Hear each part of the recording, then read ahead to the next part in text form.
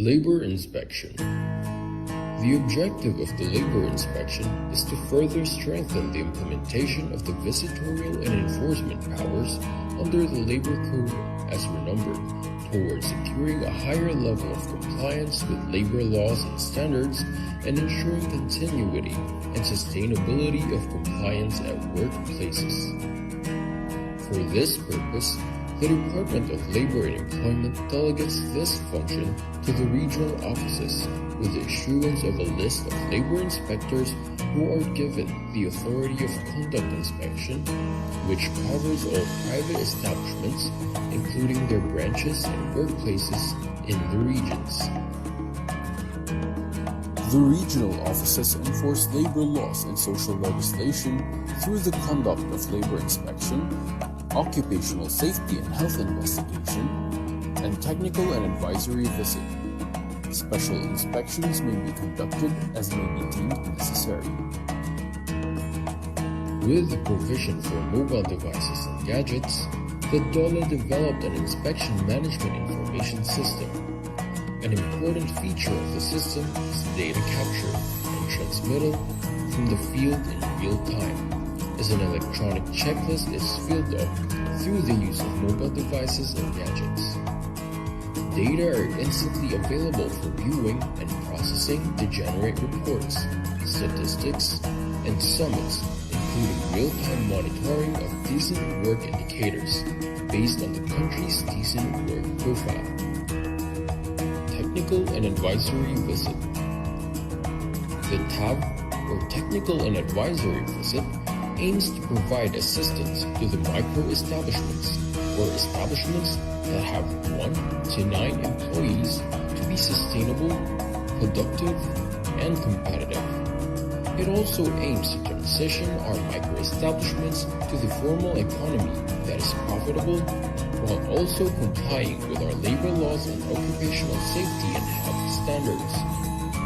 There are different ways or modalities to avail TAV. First is the online method. Establishments can enroll in the self-paced technical and advisory modules through our learning management system. For establishments that opted to go with online, they must accomplish the modules within 1 month from the time they registered. Second is on-site. The DOLE regional, field, and provincial offices conduct on-site or face-to-face orientation for the technical and advisory services, wherein micro-establishments are invited to attend. Third is hybrid setup. Establishments can enroll in on-site sessions and attend virtual meetings or webinars using various online platforms like MS Teams, Viber, Skype, Zoom, or Google Meet.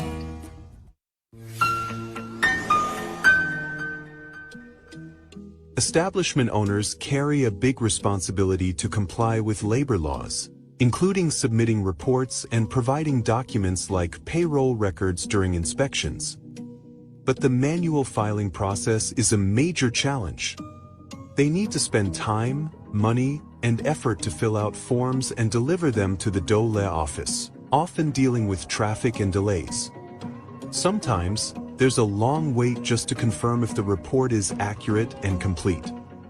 And it's not just employers facing difficulties. DOLE employees also struggle with limited manpower and the time-consuming task of reviewing and processing these reports. The time has come for change. What's required now is a more innovative, streamlined, and efficient process for handling compliance reports. One that will simplify life not just for businesses but also for DOLE employees. Welcome to the DOLE Online Compliance Portal, your all-in-one platform for seamless compliance submissions, designed to make compliance easier and more convenient for establishment owners. Telecommuting reports? Flexible work arrangement submissions? Reporting the 13th month pay? No problem. Even work accident or illness reports and the annual establishment report on wages, everything you need is now in one convenient portal.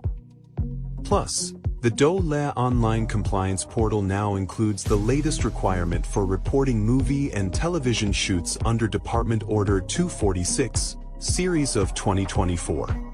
All your compliance needs in one place, quick, secure, and hassle-free. With the DOLE online compliance portal, registering your establishment is a breeze.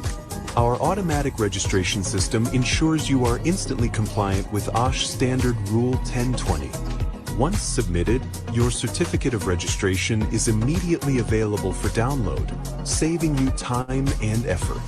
If your establishment has been flagged for non-compliance during labor inspection, don't worry. Required documents can be submitted quickly and conveniently. And if you're missing certain policies, like a mental health program or OSH program, we've got you covered with downloadable templates. Submit these documents directly through the portal, where DOLE inspectors will review, provide feedback, and keep you on track for compliance. With admin access on the DOLE online compliance portal, the labor inspectors can easily review the submitted reports and documents from the establishments. If further verification is needed, they can schedule an online meeting through Google Meet, all within the portal. This streamlines compliance checks, saving time and making the process more efficient for everyone. It's a smarter, more efficient way to stay compliant and keep your business running smoothly. Welcome to a new era of compliance, simplified, fast, and effective with the DOLE online compliance portal.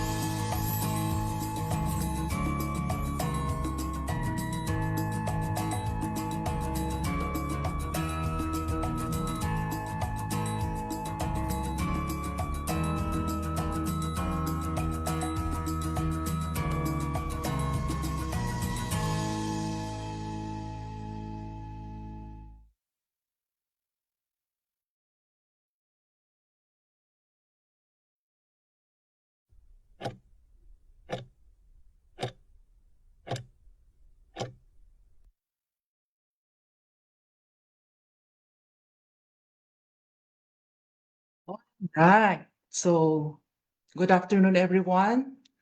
Welcome to another episode of Webinar Wednesdays of the Department of Labor and Employment, hosted by the Bureau of Working Conditions. So, I am Engineer Melanie P. Banayos, and I will be your host and moderator for today's webinar. Last week, we discussed power with protection, staying safe around electricity with a resource person from the Integrated Institute of Electrical Engineers, moderated by one of our engineers from Dole NCR. So this afternoon, tingnan natin kung ano yung idadagdag natin doon. But I would like to ask, ano pa yung natutunan natin last episode? So just to give you an update, siguro may nakuha tayong information paano natin gagawin ang electrical safety sa ating mga kabahayan kahit sa simple na bahay lang. Okay. And electrical hazard is hindi siya advisable na mag-DIY tayo. Mas mainam na kumonsulta pa rin tayo sa mga practitioners like electrical engineers or electrician. And we can do basic safety control kagaya ng iwasan natin ang octopus connection. Huwag gumamit ng electrical wires na sira or open, wala siyang insulation, etc. Okay? And kung sakaling mapunta tayo o di kaya may nakita tayo na nakukuryente, anong sabi ng ating speaker last week? Huwag nating lapitan or huwag natin siyang hawakan. Kung kaya natin naputulin yung source ng electricity, gawin natin. Pero kung hindi, hindi natin dapat hawakan ang isang taong nakukuryente. So yun lang yung parang na maalala ko na learnings natin last week. Hopefully, kung hindi nyo man na antabayanan, hindi nyo nakita yung posting natin last week, pwede nyo pong balikan sa website na to. Dahil din doon, and maraming mga hazards sa workplace, yun ang rason kung bakit ni-require ni DOLE na meron tayong first aider in every establishment, trained first aider. So yun po yung isang purpose na dapat meron tayong first aider, may mga trained tayong safety officer dahil sa mga ganong insidente sa isang workplace. This afternoon would be it will be our season 4 episode 13. Sa construction industry naman tayo. So pag-usapan natin ang mga issues sa isang construction site. Ang construction industry ay nakakategorize pa rin ni DOLE na high-risk industry o lugar paggawaan na maraming hazard. At sa mga datos na nare-receive ng DOLE, mataas pa rin ang nanggagaling na mga records natin ng incidents at accidents sa construction industry. Pero bago po ang lahat, humingi muna tayo ng basbas sa Panginoon para maging makabuluhan ang gagawin natin sa hapon na ito. So, we'll have our prayer.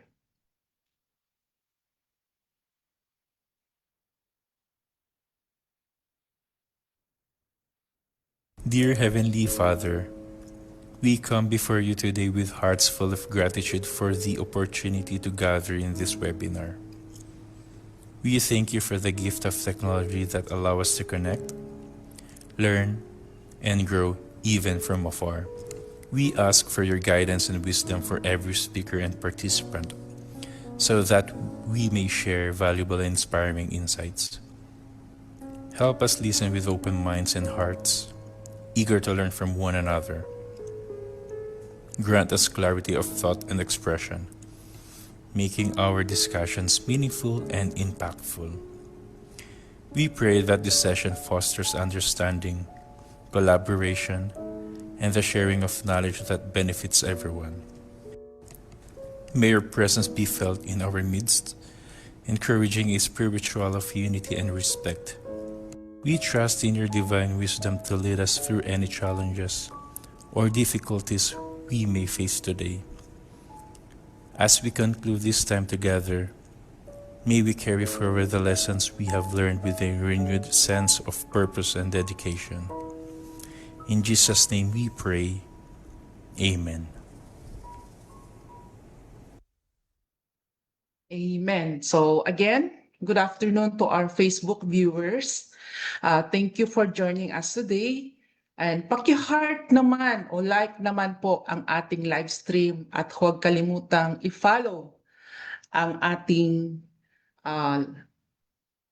official Facebook page at Dole BWC 1949 para manatiling updated sa mga anunsyo, programa at learning sessions ng Bureau of Working Conditions.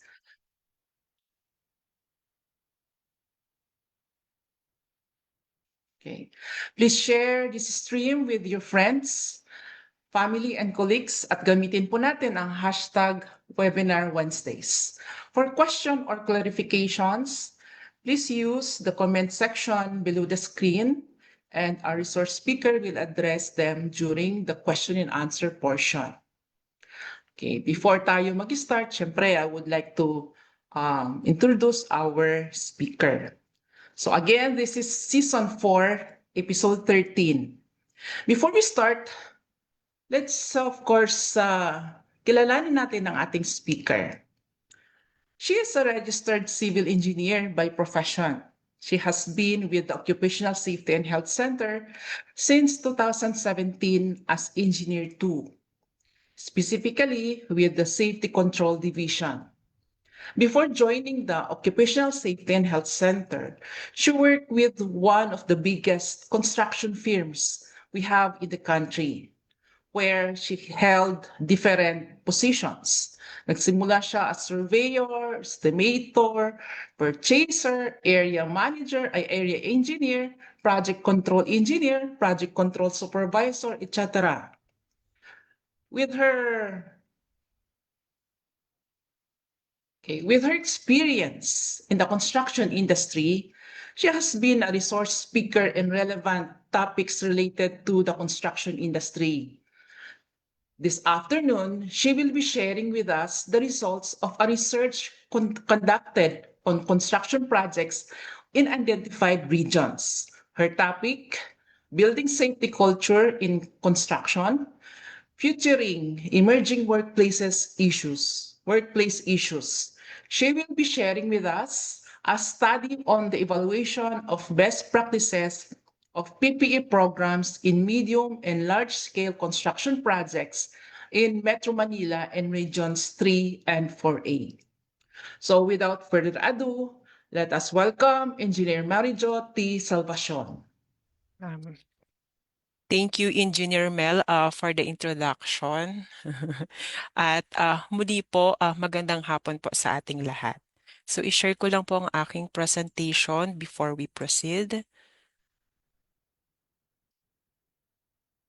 Okay. Okay na po ba, Ma'am Mel? Visible na po ba yung aking presentation? Okay. So, muli po, magandang hapon po sa ating lahat. So, ang topic po natin ay patungkol sa pagbuo ng safety culture sa construction. Hindi po lang ito basta pagsunod sa rules, kundi hanggang sa punto na ang bawat manggagawa ay nagmamay-ari ng kaligtasan bilang kanyang sariling responsibilidad. So ang presentation ko po na ito ay batay sa isang komprehensibong research na isinagawa po ng aming division. So sinuri po namin ang PPE programs sa medium at large scale construction projects sa Metro Manila at sa mga karatig na rehiyon, ang Region 3 at Region 4A. Ito ang aking roadmap. Magsisimula tayo sa introduction, susundan ito ng regulatory framework, mga batas at pamantayan. Pagkatapos, tatalakayin natin ang isang napakahalagang konsepto, compliance versus value-based safety culture.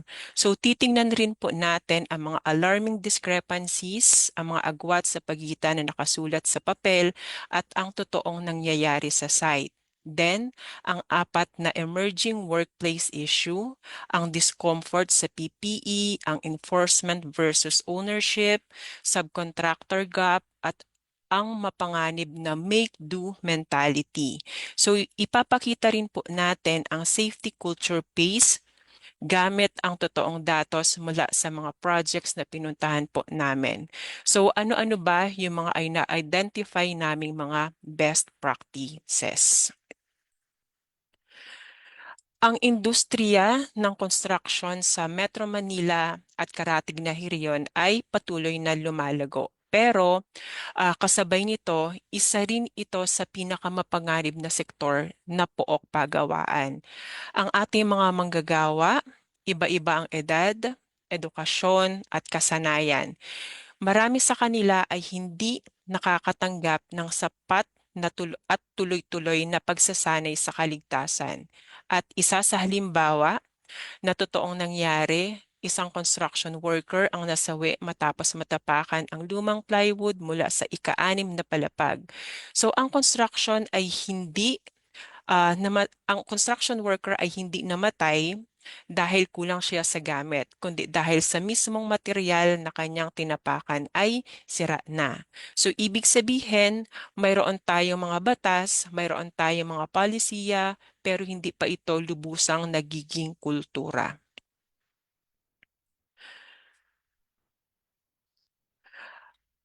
Ang aking presentation ay totoong kalagayan ng safety culture na kung saan ito ay batay na isinagawa naming research. So sinuri namin ang 10 projects, medium at large scale project. mula residential, office building,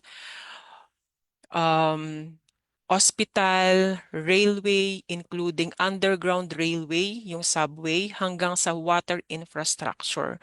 Hindi lamang ang mga manager ang kinausap namin, kundi nakipag-usap kami sa 120 katao mula project managers, safety supervisors, safety officers at sa ating mga construction workers, sa mga foreman, masons, electricians, welders, steelman, painters, carpenters, labor at mga laborers. So sinukat rin po namin ang kalidad ng training, dalas ng inspeksyon, bilang ng aksidente, um, kung sulit ba ang gastos sa safety at higit sa lahat, ano ba yung nararamdaman ng mga manggagawa tungkol sa kanilang kaligtasan. So, ang ginamit po naming tools, of course, yung pag-survey namin, pag-interview namin, pagkakaroon ng focus group discussion sa mga manggagawa at sa mga management, at nagsagawa din kami ng site observation at saka document review. So ito po ang aming naging batayan, ang DOLE Department Order number 13 at ang ating OSH standards, at ayon sa batas na ito, ang obligasyon ng employer na magbigay ng personal protective equipment ng walang bayad sa manggagawa at tiyaking ito ay angkop at maayos. So ginamit rin natin ang international standards tulad ng ANSI, NIOSH at EN, yung European norm para sa kaligtasan ng protection. At pero tandaan natin ang personal protective equipment ay last line of defense ayon sa ating hierarchy of control. So una, andyan ang engineering control, ito yung pag-alis sa mga panganib. Ikalawa, yung administrative controls, so ibig sabihin, baguhin ang paraan ng trabaho. At ang huli, ang PPE, kailangan natin suotin ang PPE, pero hindi dapat tayo umasa lamang dito.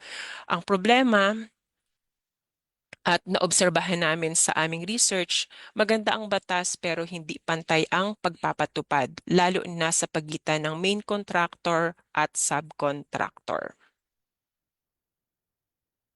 So, ito po ay isa sa pinakamahalagang bahagi ng aming research.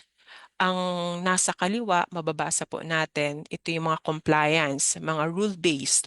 Ito ay pagsunod dahil sa takot sa fines, sa penalty. So nakasaad dito, sinusuot dahil may safety officer na nakabantay. Ang safety officer lamang ang tagapagpatupad. Kapag walang supervisor, safety officer, tinatanggal din ang PPE. So yan yung mga tinatawag nating compliance, mga rule-based. Pero dito sa kanan, ang safety culture, ito yung value-based na kung saan ang perspektibo ng ating mga construction workers, sinusuot ng worker ang PPE dahil gusto nilang maprotektahan ang sarili nila. Bawat manggagawa ay safety leader, kahit mag-isa sumusunod pa rin sila. So base sa aming research, ang mga proyektong may value-based culture ay nakaranas ng zero lost work days at 30 hanggang 90% na mas mataas ang productivity. So ang pinakang layunin natin, kaya natin ito pinipresenta, ay para ilipat ang bawat proyekto mula sa kaliwa patungo sa kanan, maging safety culture or value-based lahat. So ngayon, tingnan natin ang mga alarming discrepancies. Ito yung policy versus reality. So ang agwat sa pagitan ng sinasabi ng management at ang totoong nangyayari. So una nakalagay dito ay ang replacement policy. So sinasabi ng management, we replace annually. Pero pagdating sa construction workers ay saka lang papalitan kapag sira na. So dito, merong dalawang sitwasyon. Una, ang workers ay walang idea patungkol sa annual replacement policy. Kaya nasasabi nila na pinapalitan kapag ang kanilang PPE ay kapag sira na. At ang ikalawang sitwasyon naman, alam ang polisiya, pero merong project na ang subcon ay talagang literal na annual ang pagbibigay ng personal protective equipment. Kaya kapag wala pa sa isang taon at nasira na ang PPE ng dahil sa trabaho, ang workers ay bumibili ng kanilang PPE. Pero sa sitwasyon ng general contractor, the main contractor, libre ang kanilang PPE kapag pinapalitan ang sirang PPE. Pero sa sitwasyon ng subcontractor, binabayaran nila ito sa kanilang employer. Kinakaltas sa kanilang sahod kapag wala pa sa isang taon na nasira ang ibinigay sa kanilang personal protective equipment. Pangalawa ay ang issuance versus usage. So 100% ang issuance, pero sa obserbasyon, 15 to 20% ay hindi suot o mali ang pagkakasuot. Pangatlo, perception gap. Ang management ay nakakuha ng 4.7 na rating out of 5 sa programa nila, pero ang mga manggagawa, ang rate nila ay nasa 3.5. So bakit? Dahil sa discomfort sa suot nilang PPE. So pang-apat ay ang training frequency. Quarterly daw ang training, pero ayon sa 65% na manggagawa ay isang beses lang na train noong unang araw nila.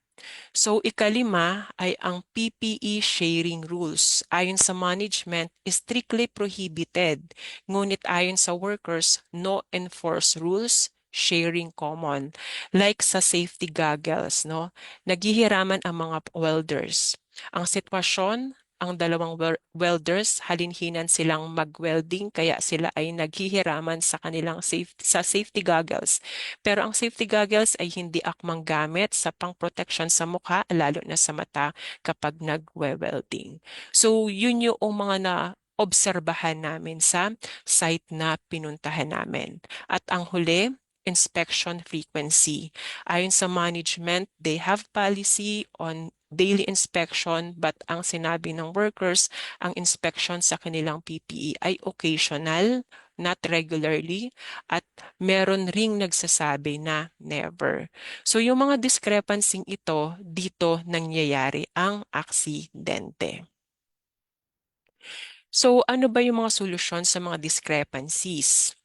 Sabi ng mga workers, dapat mag-establish ng feedback mechanism kung saan ang mga manggagawa ay makapagsasalita ng walang takot at maparusahan.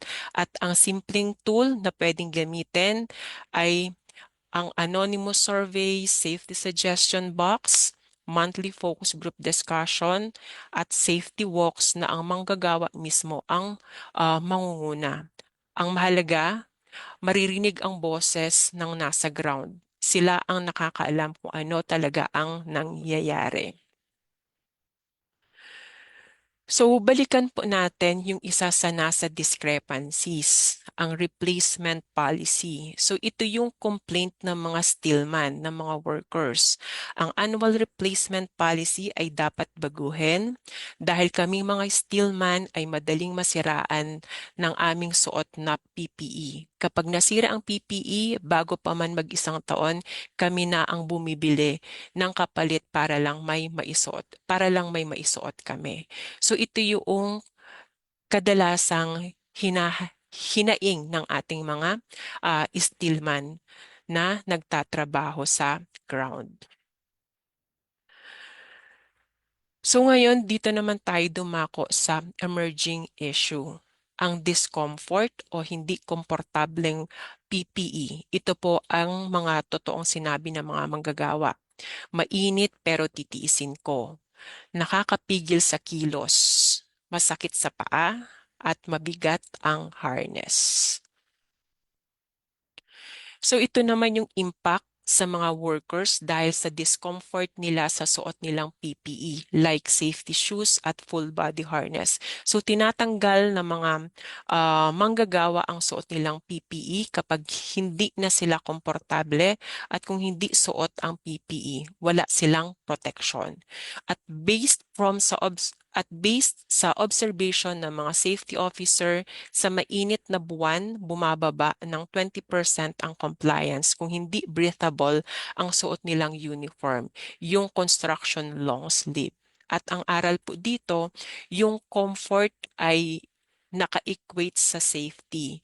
Kung hindi komportable, hindi susuotin, at kung hindi susuotin, walang protection ang mga manggagawa. So, paano natin aayusin ang discomfort? So, ito yung recommendation number 1. I-upgrade ang comfort at fit gamit ang worker-centered procurement. Ganito po ang ginawa ng Project 3 at ito ay magandang halimbawa. So, una, kumuha sila ng 3 to 5 samples ng iba't ibang PPE. Then ipinagamit sa mga manggagawa ng isang linggo ang bawat type na PPE. So nangalap sila ng feedback kung komportable ba, mainit ba, masikip ba ang PPE na trinay nila. Then pinili ng Project 3 ang may pinakamataas na rating, hindi ang pinakamura. So bumili sila ng iba't ibang sizes mula sa small, medium, large, extra large at saka double XL. Kasi ang one size fit alls ay hindi sila kumpante sa ganong sistema ng procurement or pag-procure dahil sa iba-iba ang size ng mga manggagawa. At ang huli, kapag nakita nila na nauubusan na ng stock, nagre-repeat order sila sa supplier kung walang complaint ang mga workers. So ang Project 3 ay hindi bumibili para sa presyo. Bumibili sila para sa gagamit. Yun yung practice nila. At ang ikalawang emerging issue, enforcement versus ownership. So sa Project 6, ganito ang naging obserbasyon. Alam na mga manggagawa ang parusa, ang suspension, pero hindi nila binabanggit na dahil ito sa personal nilang kaligtasan. Ibig sabihin, sumusunod sila dahil ayaw nilang masuspende, hindi dahil sa ayaw nilang maaksidente. So sa mga proyektong may mataas na safety culture, iba ang motivation, pagmamalasakit sa sarili at kasamahan. At ang gusto nating marinig, of course, mula sa sinusuot ko dahil sinabihan ako patungo sa sinusuot ko dahil gusto ko. At dito naman ay sa kung papaano natin mabubuo ang ownership, no? Positive reinforcement. So ito yung recommendation number 2. Balansehin ang penalties with rewards. So ito po yung mga idea mula sa aming research, mula sa mga projects. Una is Safety Star of the Month. So ito ay may maliit na premyo at pagbibigay ng certificate. Ikalawa ay ang crew incentives, pamerienda para sa buong crew na 100% ang compliance sa isang linggo.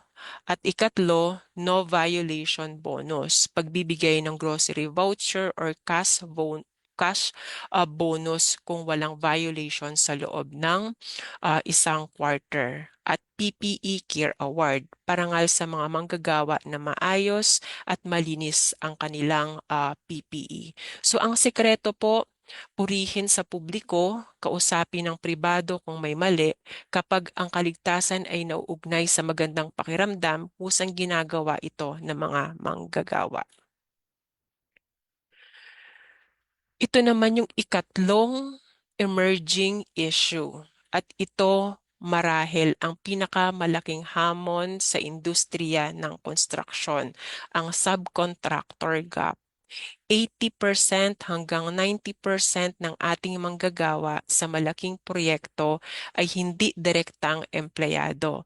Sila ay subcontractor workers. Ang problema, merong two-tier safety system. Sa Project 2, nakita namin na kapag nasira ang PPE ng subcontractor worker, sila ang bumibili at ibinabawas sa kanilang sahod. Tulad ng nakasulat dito, ang presyo ng gloves ay nasa 50 to 250 nilang binabayaran, ang hard hat ay nasa 200 to 300 at ang safety shoes ay nasa 900 to 950 na kung saan ito po ay labag sa batas. Sa Project 6, may subcontractor workers na gumagamit ng surgical mask para sa chemical na trabaho. Hindi appropriate ang suot-suot na mask. So kung hindi natin aayusin ang subcontractor gap, hindi natin masasabing may safety culture ang project, kundi safety program lamang. So ito po yung gap root causes. So nang dahil po sa cost pressure, so subcontractors bid low, cut corners on safety provisions, training to save money. At yung findings po namin, the subcontractor did not purchase PPE, but the PPE budget is part of the approved budget in the contract with the general contractor. At isa rin sa root cause ay yung pagkakaroon ng contract structure. PPE requirements not explicitly enforced at yung pagkakaroon ng inconsistent monitoring from the main contractor workers check more thoroughly. Then, walang no joint audits. Subcontractor performance reviewed separately. So yung consequence, a two-tier safety system may remain, contractor workers are protected, but the subcontractor workers are at risk. So, papaano natin aayusin ito? So, ito po yung recommendation number 3, isama ang subcontractor sa safety culture. So, ganito po ang ginawa ng Project 1 at saka Project 7, ang contractual enforcement. So, sa evaluation ng subcontractor, 20% ng kanilang score ay nakabatay sa safety compliance. Kapag bumagsak sila, hindi na sila makakakuha ng future projects at dapat nakasulat sa kontrata na bawal ang pagbabawas ng sahod para sa PPE. Ito ay may penalty. At ang additional recommendation ay ang pagkakaroon ng standardization, one standard for all. Parehong PPE, parehong training, parehong inspection para sa main contractor at subcontractor. At ang integration, isama sila sa lahat ng safety meetings, toolbox talks, at maging sa mga celebration kasi hindi naman sila outsider kundi kapatid sila sa site. At ang ikaapat na emerging issue, ang make-do mentality. Ito yung pagtanggap na lang sa sira o hindi sapat na kagamitan para lang matapos ang trabaho. So sa Project 9, ganito po ang nakita namin. Sira ang chin strap, pero para ma-fix, nilalagyan ng tie wire. Walang sweatbands, sirang head suspension. Para ma-fix, nilalagyan ng tie wire. So, ang mga workers sa Project 9, may suot silang gloves pero may butas, no? At ang safety shoes, sira na sa loob ng 3 buwan pero walang pamalit. So ang nakakalungkot, ito ay tinatanggap na lamang bilang normal. So kapag ang manggagawa ay gumamit ng tie wire pang fix sa safety equipment, ang sistema na ay may problema, hindi ang manggagawa. So ano yung lunas sa make-do mentality? So nandito po ang aming recommendation for i-upgrade ang training. So sa Project 4, sinabi mismo ng manggagawa, gusto namin ng hands-on.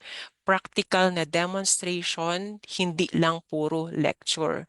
So ibig sabihin, alam nila kung papaano, pero kailangan nila ng kasanayan at pangunawa kung bakit ito mahalaga. So kapag naintindihan ng manggagawa ang bakit, hindi na nila titiisin ang sira o delikadong kagamitan. Magre-request sila ng tama at akmang gamit. So tingnan natin ang kabuang program effectiveness. So sa pangkalahatan, mataas ang rating. Ang training, inspection, at satisfaction ay nasa 4.5 hanggang 5. At dito, may mahalaga tayong observation. Ang mataas na paggamit ay hindi nangangahulugang mataas ang effectiveness. Tulad ng sinabi ng worker na mainit pero sa kaligtasan ko, titisin ko. So nakita rin namin na ang suot ng manggagawa na PPE ay luma, madumi, punit, o masikip. Ang pagsusuot ay compliance. Pero ang kondisyon at pag-aalaga ng PPE, iyon ang tunay na sukatan ng kultura. So, ito ang slide na magpapakonvince sa management. Ang safety culture ay kumikita. So, tingnan natin ang datos mula sa mga projects. So, sa Project 1, gumastos ng 20.2 million sa PPE at safety systems.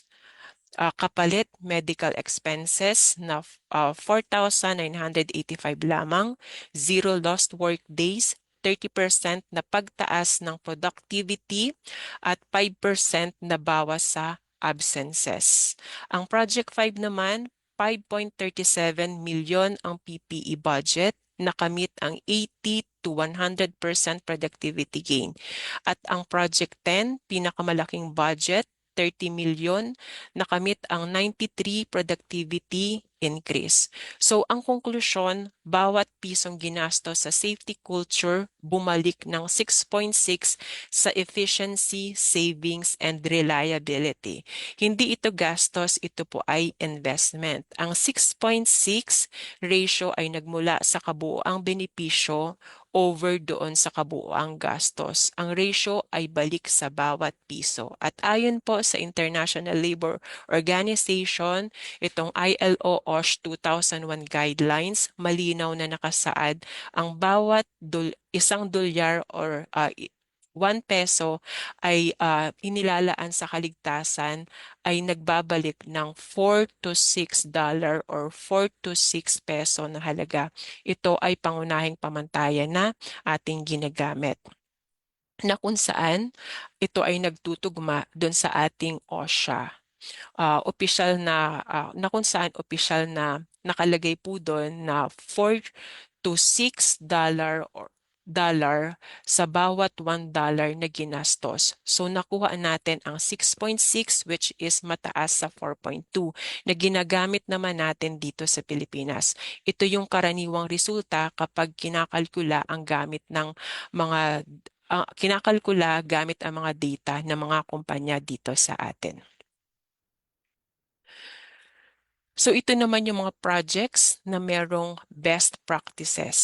Ang Project 1, Residential Tower, gumamit po sila ng RFID system. Kapag walang PPE, hindi man makakapasok ang worker. Nasisense po kasi ito nung system. At dito naman sa Project 3, office building, nagpatupad po sila ng proactive replacement schedule.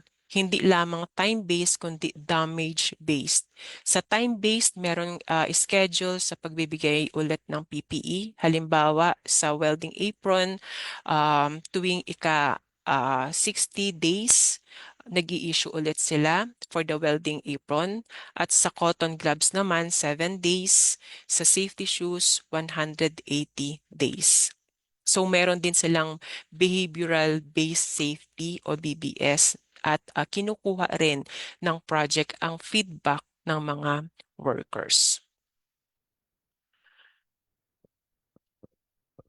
So ito ay iminungkahi ng Project 3 ang behavioral-based safety. So ano ba yung BBS? So ito ay isang paraan kung saan tinuturuan ang mga manggagawa na mag-obserba, mag-ulat, at magtama ng mga unsafe behavior. Hindi lang sa sarili nila, kundi sa kanilang mga kasamahan. Ito po ay hindi pagsusumbong, ito ay pagtutulungan upang maging ligtas ang lahat. Kapag may nakitang mga unsafe behavior, hindi mo ito binabaliwala, kundi kinakausap mo yung kasamahan mo, itinatama at pareho kayong natututo. Ito yung ating behavioral-based safety. So sa Project 4 naman, meron silang centralized procurement para ma-ensure yung quality ng PPE ng mga workers. At sa Project 5 at 10, ito yung railway at saka subway. Ang railway, meron silang ammo tracking system at ang subway, ito yung merong largest safety budget. No? Nakamit nila yung 80 to 100 productivity gain. At sa Project 6 naman, meron silang worker ownership. At sa Project 7, 100% subcontractor integration. Isang standard para sa lahat. So may dalawa pang best practices na gusto kong i-highlight. So una na ito, ang worker ownership na kung saan isa sa inarekomenda ng Project 6. So una, worker ownership philosophy. So mula sa Project 6, sinabi nila na ariin ang PPE. So huwag ituring na kasangkapan lamang ng project. Ito ay sariling proteksyon. Kapag ang manggagawa ang nagmay-ari ng kanyang kaligtasan, hindi na niya kailangang bantayan pa para lang hindi siya mabigyan ng penalty. Kumbaga po, sumusunod siya kahit walang nakabantay or dahil sa merong pinapatupad na fines or penalty. Pagdating naman dito sa proactive replacement, sa Project 1, ang sabi nila, palitan agad kapag nasira na. So sa Project 3, may schedule. So alam ng manggagawa kung kailan sila makakatanggap ng bagong PPE para hindi naabuso ang mga manggagawa. So in summary po dun sa ating mga best practices, merong procurement, bumili, batay sa risk, quality at fit, hindi sa pinakamababang presyo. Ikalawa, replacement. Time-based schedule at maging sa damage-based. Then, training, dapat merong initial plus ang recommended ng mga workers, magkaroon sila ng refresher tuwing ika-6 na buwan. So ituro ang values at risk. At yung ika-4 ay enforcement. So positive enforcement rather than penalties. Gawing proud ang mga workers, hindi takot. So ika-5, subcontractors, iisang standard, training at accountability, integration. Then 7 ay ang paggamit ng technology, gamitin ang RFID para tanggalin ang human error at prioritize comfort. Gamutin ang comfort bilang safety. So kapag komportable na yung sinusuot ng mga workers, sila ay protektado. At ito po ang aking konklusyon. Kapag merong safety culture, ito yung pinakang solusyon. Nakaka-reduce ito ng mga accidents, save lives, improve productivity, na kung saan nasusolusyonan ang compliance to commitment, yung comfort, nagiging safety, at yung subcontractor na de-define yung safety record at nagkakaroon at ang culture ay ito yung natututunan natin, tinitrain tayo at yung pagkakaroon ng reinforcement. At ang resulta, of course, magkaroon ng stronger safety performance. So, um, dito po nagtatapos ang aking slide. So maraming salamat po sa inyong pakikinig at pakikiisa. Okay. Maraming salamat, Engineer Marijo. So, sa mga viewers natin, I think malinaw po yun kasi talagang Tagalog naman talaga ang presentation ni Engineer Marijo. Kahit naka-English yung presentation, tinagalog pa rin yan para Yes. maintindihan natin. Sinika po namin. Yeah. Yes. Tinatry natin. Anyway, salamat again. Salamat muli, Engineer Marijo, for that informative and insightful discussion.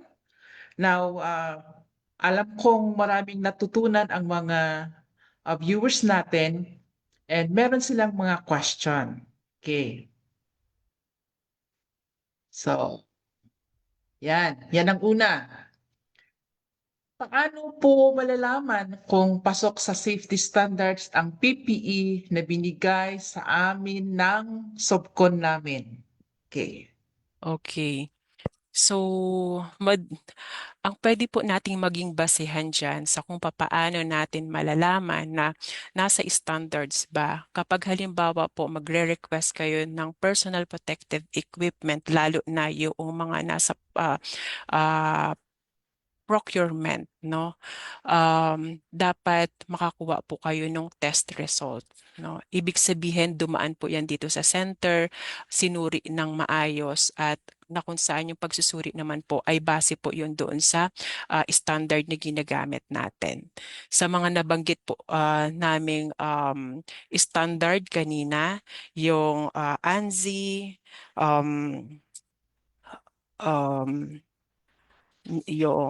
yung ginagamit natin dito sa Pilipinas para sa kaligtasan noong mga personal protective equipment na sinusuot ng mga construction workers po natin. Meron po tayong basihan ang PPE test result po. Okay. Pwede, In addition to that, Engineer Marijo, hindi lahat ng PPE ay natitest sa Occupational Safety and Health Center. So, ano po yung mga PPE na natitest natin sa center, Engineer Marijo? Okay. So, ito po yung aming tinetest. Ang hard hat po, electrical gloves, ang harness, safety shoes, safety goggles, spectacles. Ito po yung aming mga tinetest dito sa Occupational Safety and Health Center.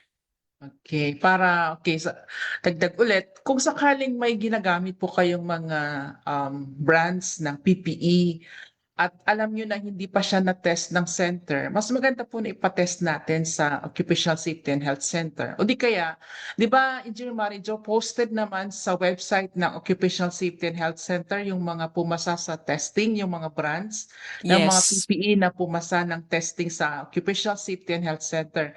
Para sigurado po kayo, tingnan nyo po doon sa listahan doon sa website ng Occupational Safety and Health Center para hindi po kayo magsasabi o mag-aalangan na tested ba to, pasado ba to kay Dole. Kasi kung andun na siya, ibig sabihin na test na po siya. Okay? So, salamat po sa tanong na yan. Yung next question natin. Okay. Sabi niya dito, nasira ang safety shoes ko. Ako po ba ang need magpalit nun? Okay, so parang yun yung kasama sa naging findings niyo, Engineer Marijo, no? Yes po, Engineer Mel. Oo. Yeah. Sige. Okay. So ganito po, kapag nasira po ang inyong safety shoes ng dahil sa trabaho, pwede nyo po iyan ipa-assess sa safety officer. At ang safety officer, dapat siya po ang magsabi sa kanyang manager na eto, kailangan na ng palitan, no? Kailangan ng i-replace yung nasirang PPE. Kasi actually po, pagdating sa site, meron naman silang procedure sa kung paano nila pinapalitan yung mga nasirang PPE ng mga manggagawa. So, mula sa pag-request, may fill outan silang form. Then, binibigay nila yung form na yon doon sa safety officer, ina-assess. Then, kapag napirmahan yon, dinadala yung form na yon doon sa warehouse man para ma-issuehan ng safety shoes yung mga workers na nasiraan ng PPE nila or itong safety shoes na nabanggit.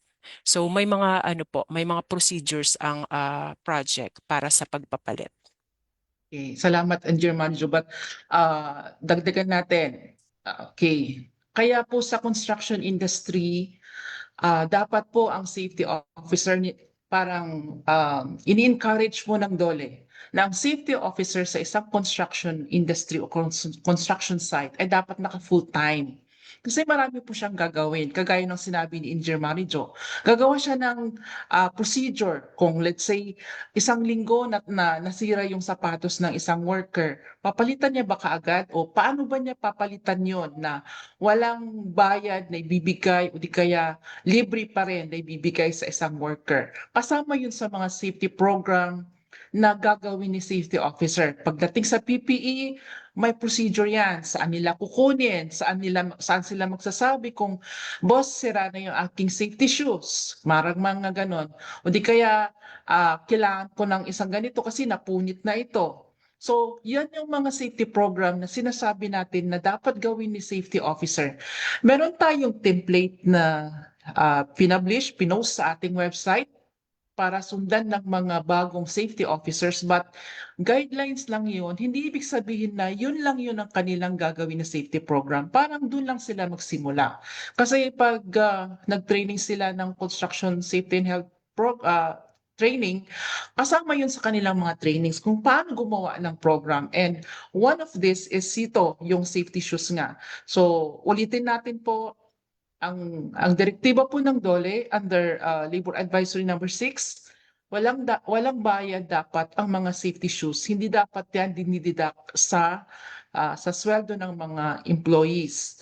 Ngayon, pag sinabi ng mga employers na kabibigay ko lang kahapon, nasira na, then dapat meron siyang guidelines kung bakit niya nasabi na dapat si employee ang magbabayad o bibili ng ganong PPE. So hindi pwedeng oral na sasabihin ni employer na ikaw employee, kahapon ko lang binigay yan, tapos anong ginawa mo ngayon, bahala ka na bumili ng sarili mong PPE. Dapat po meron tayong guidelines sundat. Kasi kung sakaling madaanan po tayo ng mga inspectors ng DOLE, pwede po kayong bigyan ng violation on that. Okay, so I hope na medyo may na-share kami ng konti. Next question. Okay, number 3. Ano po yung AMO tracking system? Oh, yun. Okay. Since na-share mo, Engineer Marijo, explain mo Oo. nga. So Salamat. ito po yung isang sistema sa project na napuntahan namin, yung Asset Management Officer. Siya po yung nagtatrack kung halimbawa yung mga PPE ay nauubusan na ng stock. No? So, syempre, ang inaalala nila dapat merong buffer sila na in case na may mga ilangan na personal protective equipment, may maibibigay sila agad-agad doon sa mga worker na nangangailangan. Katulad nung halimbawa, may nasira ang safety shoes, may nasira ang gloves, yan. Kasi yan yung mga critical sa projects, lalo na kung halimbawa, yung mga project ay nasa structural stage. Kaya yung gloves, safety shoes, madaling masira para sa kanila ay dahil nga doon sa risk nung kanilang trabaho. So, yun sila yung nagtatrack, no? Halimbawa din, kung halimbawa yung PPE nila ay nakikita nila na sa kabilang project nila may mga stock pa. So sila yung nagmo-monitor na kung saan ay pwede sila makapanghiram doon, at once na yung PNO nilang safe mga personal protective equipment ay sa tingin nila ay alanganin pa dumating sa ganong araw, at baka hindi man ma kapag palit agad sila ng mga PPE, ganun yung sistema ng ginagawa nila.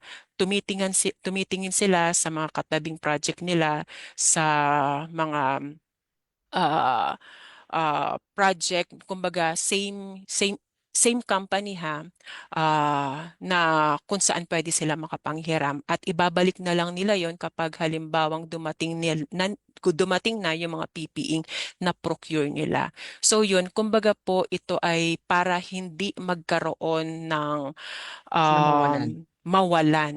Kaya Yeah. nagkakaroon sila ng tracking system, AMO tracking system. Continuous yung pagbibigay ng PPE doon sa mga workers na nangangailangan. Yeah. So kung sakaling may mga nakikinig dito na mga principal, yung mga malalaking construction industry na nagpapasubkon, actually dapat hindi kayo masaya pag ang contract price or kontrata nyo with subcon ay wala silang budget for PPE, hindi nila sinasama sa sa contract price. Dapat hindi ganoon. Dapat tingnan nyo yung mga subcon na meron silang budget for safety, like sa pag-purchase ng PPEs, unless na ang usapan ninyo between the principal and the general contractor and then the subcontractor na bahala na si general contractor na magbigay ng PPE sa lahat, pati yung mga tao ng subcontractor. Kasi kung hindi ganon, din dapat kasama yan yung budget for the PPEs sa contract price. Kasi saan kukunin ni subcontractor yung pambili niya ng mga PPEs kung wala tayong budget for that? Lahat ng budget manggagaling sa general contractor. So, anong mangyayari? Siyempre, titingnan nila yung sweldo ng mga tao. And mind you, meron tayong provision on that. Kung sakaling hindi nabayaran ni contractor ang kanyang mga tao, hindi nagampanan ni contractor ang kanyang responsibilidad sa kanyang mga tao, like sa kanyang safety sa benefits, sa kanyang mga sweldo, overtime, etc., saan natin kukunin yon kung sakaling may inspection o di kaya may complaint sa DOLE.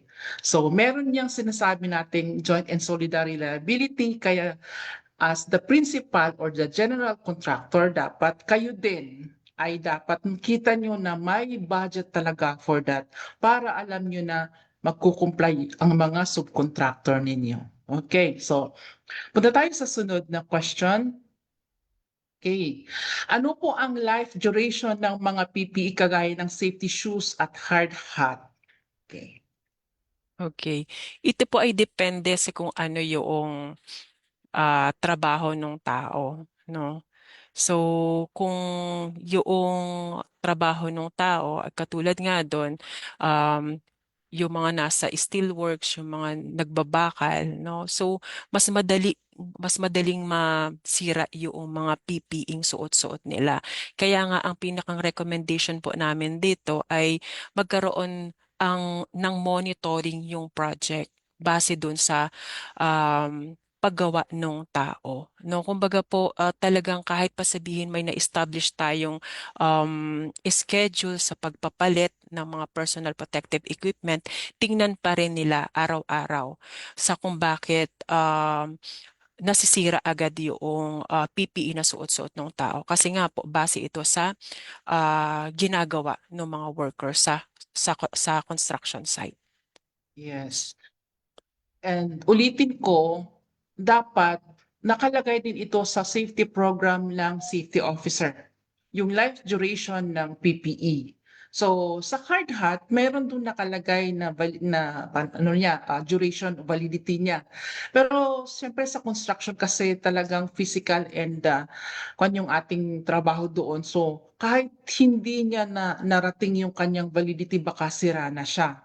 And depende rin kung paano yung ano ba yon yung ginagawa ng contractor baka ay ng employee yung mga tao natin baka naman inuupuan nila yung kanilang mga PPEs yung safety shoes nila ay safety yung hard hat nila mga ganon ginagawa nila sa pang batok nila sa kung ano saan man dyan kaya masisira yan so dapat yung mga programa na to malinaw yan at na-explain yan sa mga tao kung anong dapat nilang gagawin sa kanilang mga PPEs. At pag malinaw na para sa kanila yan, protection nila yan, aalagaan nila yan. Kaya nga doon sa presentation ni Engineer Marijo kanina na bumabalik din sa employer yung kanyang investment kasi ma ma-appreciate ng worker na binigay pala ito para maprotektahan ko ang sarili ko.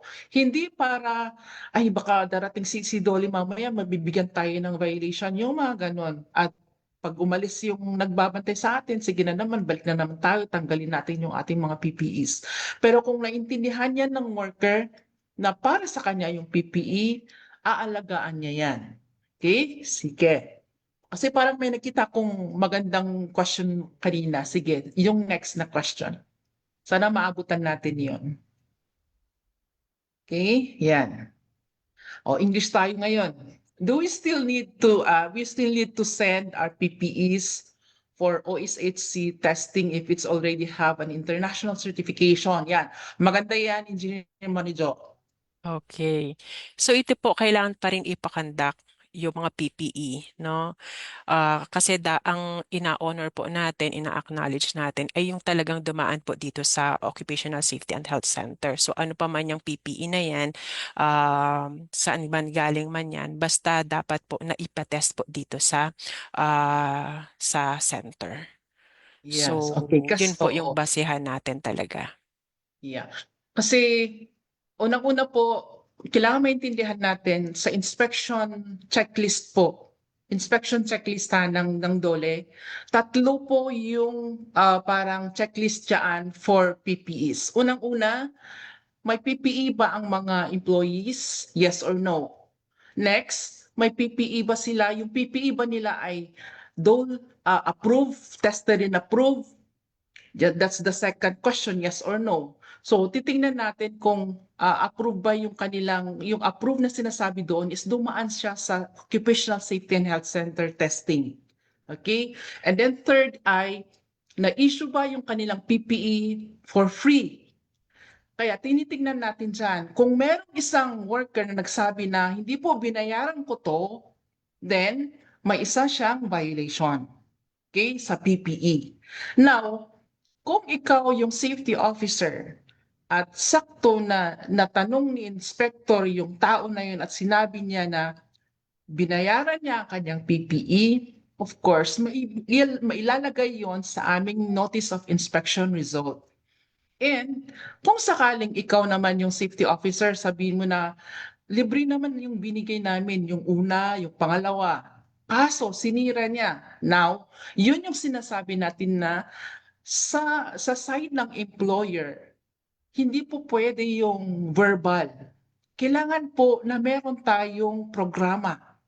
Okay? Programa na yung unang set, binigay natin ng libre at meron tayong ginawa na from time to time, kung sakaling nasira, bibigay natin ulit, etc. Pero kung sakaling sa kasalanan ng worker ay siya yung sumira sa kanyang PPE, dapat ang worker ang bibili o di kaya kasi unfair naman sa employer na siya yung bili ng bili and then sinisira lang o di kaya binebenta ng worker. Pwede pong gumawa si employer ng programa na kung sakaling ang PPE ay nasira, nawala, pinabayaan ng worker, then ang susunod na PPE ay dapat bayaran ng worker. Pero dapat malinaw po yun. Nasa programa natin, nasa guidelines natin, naintindihan ng ating worker. Okay? So, di ba mayroon tayong toolbox meetings? Yun ang dapat natin sinasabi sa kanila. Okay? So, yun I think, nasagot ko yung isang nakita ko na question doon sa ating, sa mga comments natin. Okay? So, next. Number 6, unlimited po ba ang pag-request ng PPE? Well, I think nasagot na ni Engineer Marijo kanina yan. Depende yan sa ating yung amo tracking, but dapat po hindi naman sa unlimited but reasonable naman siya. Depende sa gaano natin sa construction talagang nagagamit yan at nasisira. At dapat alam din ng contractor yan, ng project owner, kung gaano tagal ang isang PPE at reasonable ba siya na masira. Let's say in a week, talagang masisira ba siya? Saan siya ginagamit? Kung ginagamit lang naman niya sa opisina, syempre hindi talaga siya masisira compared doon sa laging ginagamit sa field. So dapat meron yan programa. So kasama yan sa dapat gagawin ng safety officer o yung safety committee na programa when it comes to PPE. So hindi dapat siya unlimited, pero dapat ay provided siya. Meron dapat laging available na stock. Kasi nga, sabi nga natin sa hierarchy of controls, last defense yung PPE. Okay, pinaka-last defense siya. Kung wala ka na ng last defense, wala na. Susunod na, aksidente na. O di kaya mga sugat o mga maputo ng mga kamay, paa, mga ganon. So, last defense na yan ang pinaka-last defense mo. Tapos kung wala ka pa o di kaya hindi gumagana ng maayos, then possible na magkaroon tayo ng aksidente. Okay? Sige, next. Okay, wala na, but gusto kong may nakita ko dito. Sandali lang Elay. May time pa ba tayo, di ba? Okay, so sabi niya dito kasi, gusto ko lang sagutin ito. Bakit mayroon pa rin mga employer na ayaw sumunod sa mga mag-comply ganito? Okay. As much as possible, ang DOLE po ay parang tinatry natin ang ating kakayanan na bisitahin lahat ang mga construction site. Okay. Kahit na kulang tayo ng tao, but we try na puntahan ang mga construction site. Pero kung sakaling hindi man natin kayang puntahan, hindi naman ibig sabihin na hindi kayo pwedeng magbigay ng paalam o di kaya magbigay ng abiso sa amin, mag-report sa amin, magsabi na yung mga workers sa ganito, wala po silang mga PPEs o di kaya delikado po yung kanilang mga working areas at walang support ng kanilang mga employers.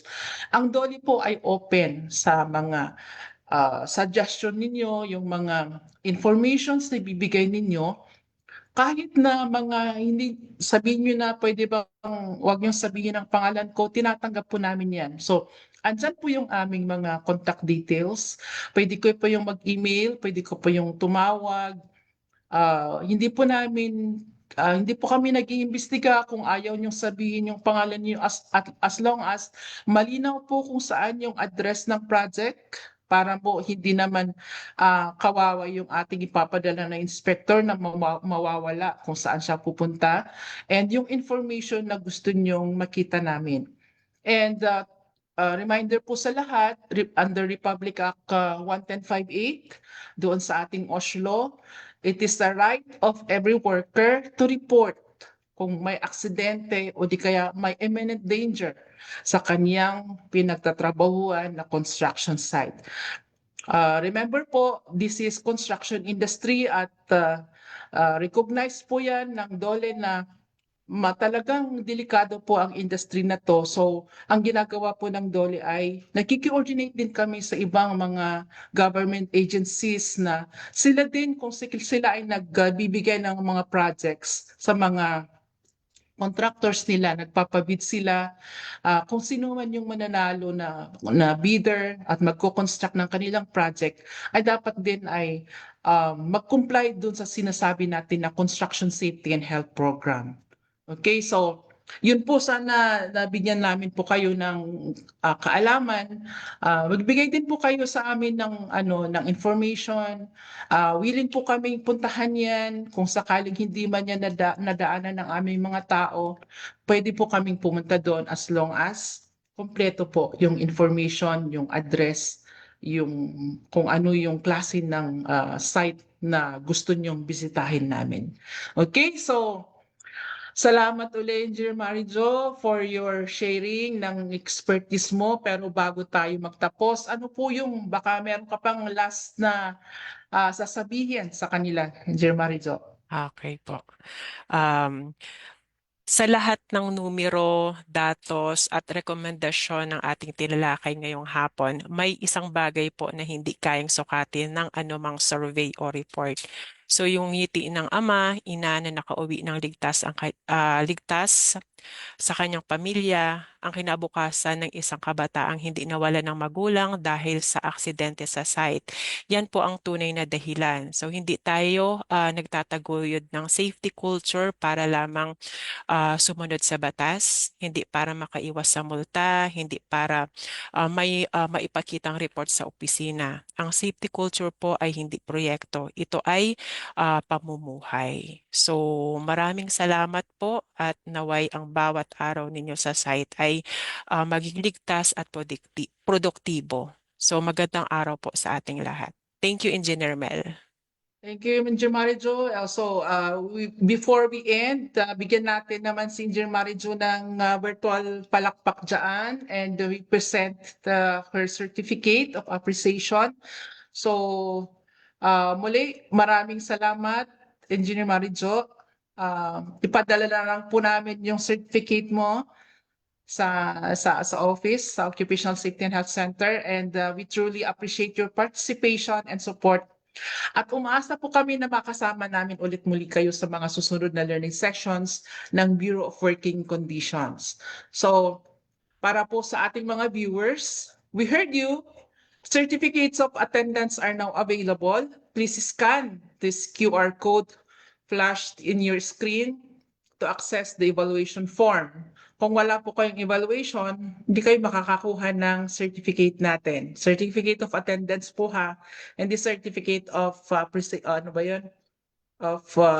appreciation or completion. Certificate of attendance lang. And sa isang evaluation, isang episode. So yung mga nanghihingi po ng presentation, hindi po tayo nagbibigay ng presentation, pero pwede nyo pong balikan itong episode na to sa website ng BWC. Pwede nyo pong ulitin, pwede nyo pong tingnan yung mga hindi nyo nakita last week. Pwede po nyo pong i-check doon. Okay, nakapost lang po siya. So for more inquiries and concerns, you may email us at askbwc.dole.gov.ph or call Dole Hotline 1349. So ngayong hapon, muli po nating napatunayan na napakahalaga po ng patuloy na pag-aaral at pakikiisa upang mas mapalakas natin ang kaalaman ng mga manggagawa at employers tungkol sa labor standards at occupational safety and health standards. Again, please follow us on Facebook, X, YouTube, and Viber at Dole BWC 1949 for more updates and future episodes. So, i-share po natin ang webinar na to sa ating mga kaibigan, pamilya at kasamahan sa trabaho upang marami at maging informed tungkol sa mga programa at serbisyo ng DOLE at BWC para sa kapakanan ng manggagawang Pilipino. At kung may na-miss nga kayong episodes, pwede niyo pong panoorin po sa ating website. So on behalf of the Bureau of Working Conditions, maraming salamat po sa inyong suporta at pakikisa. See you again on our next episode of Webinar Wednesdays. Once again, this is Engineer Melanie P. Banayos, your moderator, signing off. Magandang araw po sa ating lahat.